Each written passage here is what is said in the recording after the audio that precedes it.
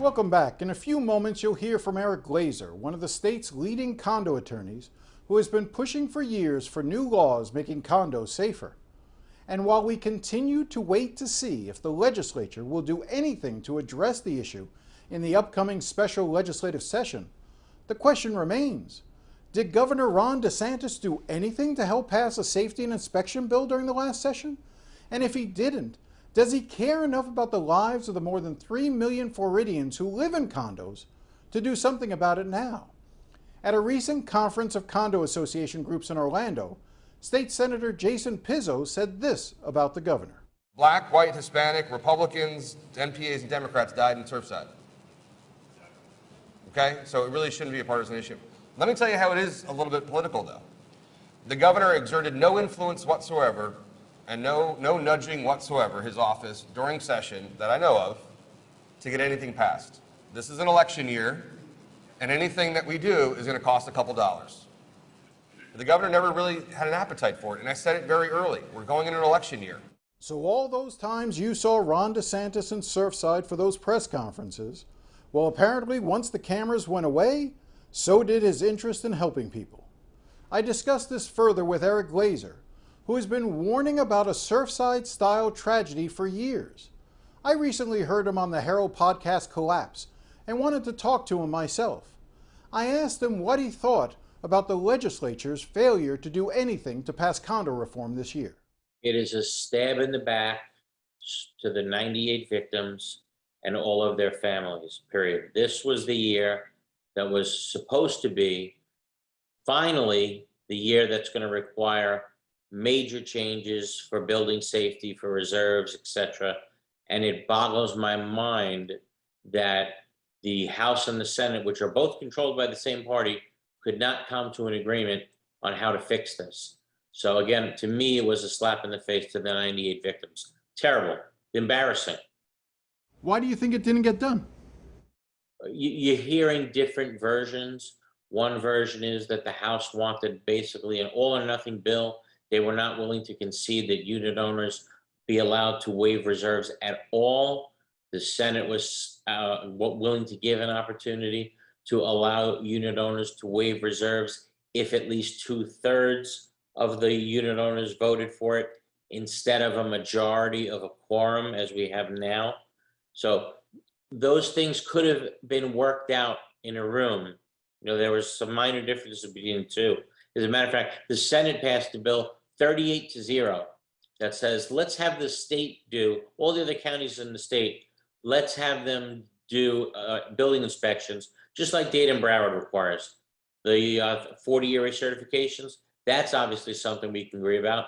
The Senate passed it 38-0, yet the House wouldn't even take it up. So the House had more of an all or nothing approach. I don't think that's how it should have been handled. There's each bill, each issue could have been handled independently by a different bill. Instead, there were 1,000 things thrown into it, and it was an all or nothing type of thing. And that was the really wrong way to go. You're a Republican. You're a big supporter of Governor Ron DeSantis.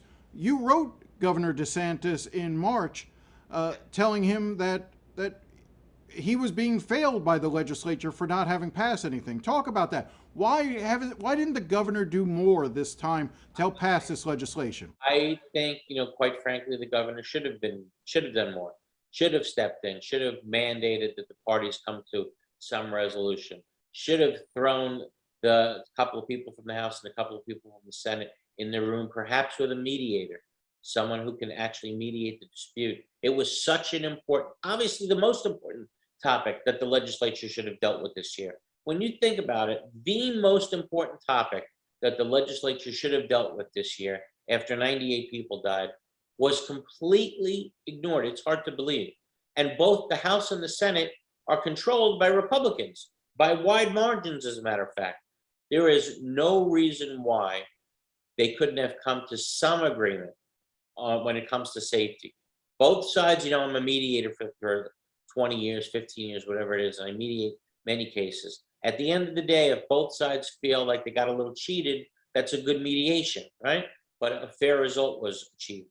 The Senate and the House should have had a couple of members locked in a room They had the last 2 days to do that, but with 2 days to go, they ended the legislative session saying, nope, we're at an impasse, we can't agree. Now, too bad, the governor should have said, you're not coming out of the room until it's done.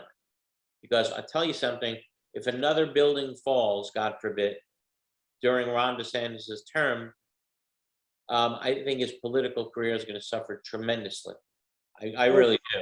Well, forget about his political career. You went so far in the letter as saying if another building falls, he has to bear responsibility for it. No question. Because again, should have forced the legislature, come out, been a little vocal, and he was not, in regards to necessary repairs, necessary funding, necessary inspections. I didn't hear a word from the governor in that regard. So I think he should have been more involved, quite frankly. And the parties should have agreed on something this year. How much blame do you put on the association there at Champlain Towers South? I mean, you represent a lot of associations yourself. You do that training seminar for new board members. How much blame do you put on those folks, some of whom who died, but some of them who survived? And I don't mean, certainly we both of us don't mean to talk negatively about the dead. However, it appears that they were presented with a report in May of 2018 that says your building is in terrible shape. The more you wait, the more damage that's going to occur. I mean, it was a very thorough report, and it's the expense to repair it is going to keep going up. So did the board have a responsibility at that very minute to go make those repairs? Yeah, I think so. I think they did. Instead, what they did was they let it get worse and worse and worse. It became a $15 million job, and they should have fixed it 3 years ago when they were told to fix it by Morabito. So is there some blame on the board? Yes. If I were elected onto my board, onto the Condo Association board where I live, right, what is the requirement for me? What do I have to go through to be on that board? Anybody can run for the board as long as they're an owner and they basically don't have a felony and their civil rights weren't restored. Other than that, everybody could run. Once you get on the board, the law requires that you get certified as a director. Now, unfortunately, this dumb law allows you to get certified 2 ways. One way is by literally going to your computer, printing out a form that says, I read my governing documents and I promise to enforce them. The irony about that is that many associations have illegal provisions in their governing documents because they're so old. So leave it to the state of Florida to allow a member of the board to certify themselves if they promise to enforce the illegal provisions in their documents. That's how silly it is. The second way that they allow you to get certified is by taking a course that was approved by the Department of Business and Professional Regulation. And I'm proud to say I've certified approximately 21,000 people all across the state. There is no question in my mind, without a doubt, education should be mandatory for everybody getting on the board.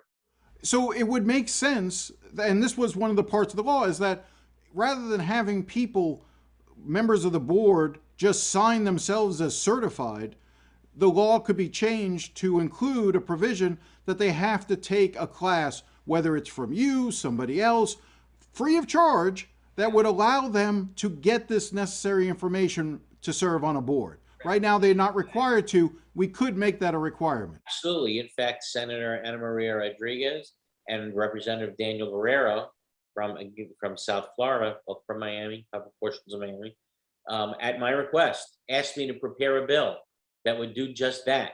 Get rid of the ability to get certified simply by signing that dumb form.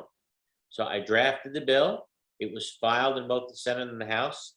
It passed the Senate 8-0 at its first stop. It passed the first stop in the House 17-0, and in the end died. Why? Why couldn't they at least pass mandatory education this year? I'm telling you, without a doubt, education saves lives. Without a doubt. Why couldn't they at least pass that bill? Why couldn't they pass the bill that the Senate agrees on that requires inspections and from all counties, not just Dade and Broward. You know, there's certainly some things that could have been passed where both sides agreed, but it seems to me that the House had a all or nothing approach.